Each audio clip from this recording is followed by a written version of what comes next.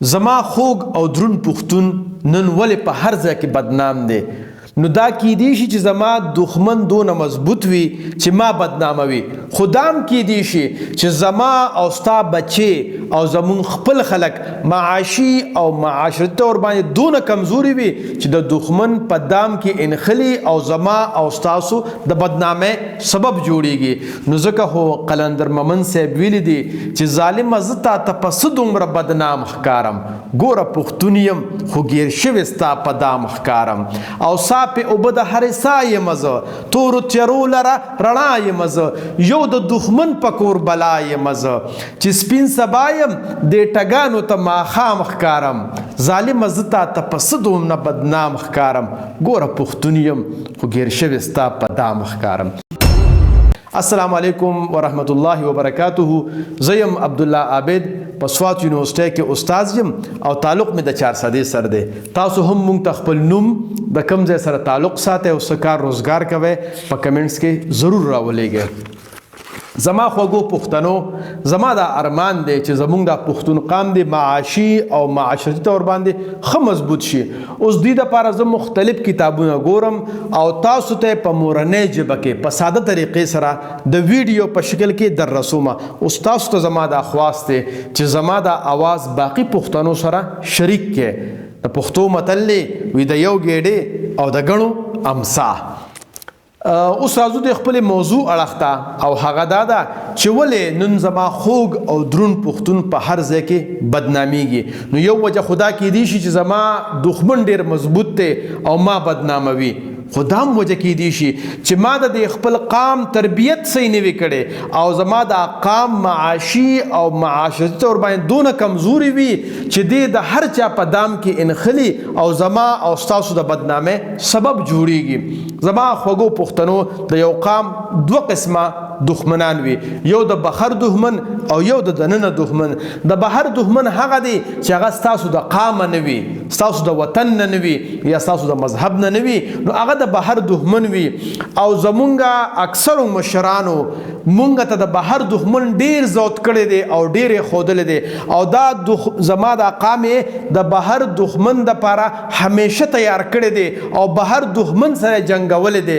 ځکه زما د دې قام مزاج دا دی چې دی د بهر دښمن له بلکل سینه په سینه ورځي او ډیر ورته خوشحالیږي. نو همدغه وجه ده که د روس په جنګ کې وي نو پښتون به پکې روان دی وي، که د امریکې جنګ وي نو پښتون به پکې روان دی وي، او که سبا د اسرائیل سره جنګ شو نو پښتون به پکې روان دی وي. نو ځکه خو صابر شاه صابر صاحب وایي چې څوک اشر لبوزي څوک ترې لښکر جوړوي، هر زورور د پښتنو دپاره شر جوړوي.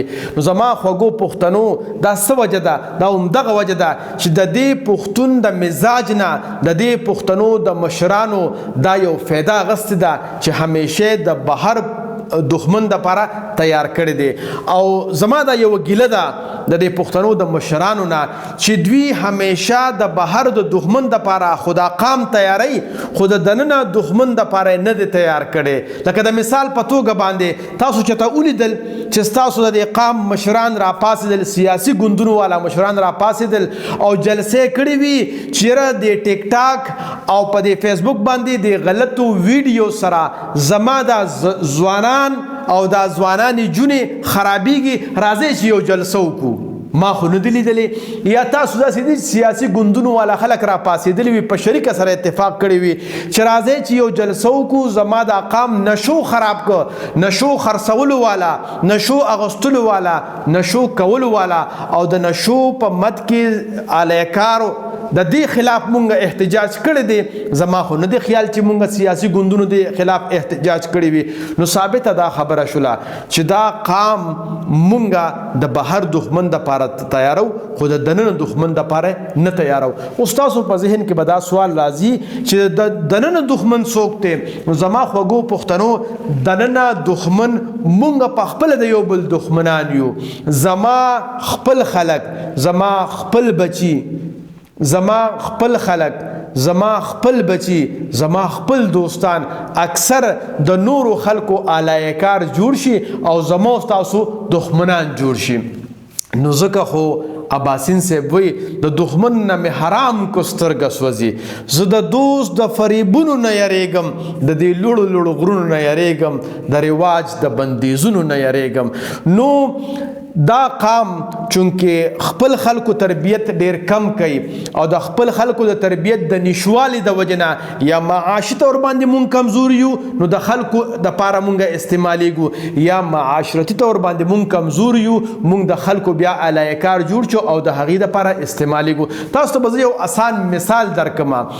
وی په یو ځنګل کې د یو ځنګل نه یو تبر یوه ونه نشي وهلی تر هغې وخته پورې چې هم د دغې ځنګل د دغې یوې ونې یو لاس کې دې تبر سره ملو شي او دغه ځنګل نه یو ونه ووهي. نو هم دقه رنګې کو چېرې فرض کا زما او ستاسو خپل خلک زما او ستاسو بچی او زما او ستاسو دوست د باري خلکو سره ملو نشي نو زمونږ د اقام ته نقصان هیڅ کله نشي رسولی.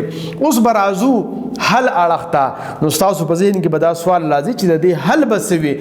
نو د دې حل دا دی چې زما د قام مشران دې شروع شي او د دې قام د مضبوطولو دپاره د کوششونه او هلې ځلې شروع کړي چې د دې قام معاشرتي طور باندې مضبوط کړي. په دې قام کې مینه راشي په دې قام کې ورورولي راشي په دې قام کې چې کوم دی د خپل یو بل د مضبوطولو سوچ او فکر پیدا شي.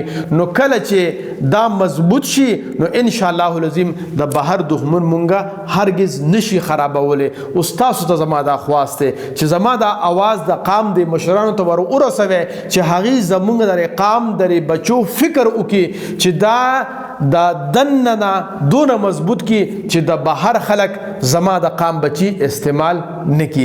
ستاسو د کتلو یو جهان مننه. خوشحاله اوسئ ودان آباد اوسئ بریالي اوسئ. د لوی الله په امان. د خدای دپاره پښتنو سانونه وپېژنئ ستاسو دپاره خو به ځان له پیغمبر نه راځي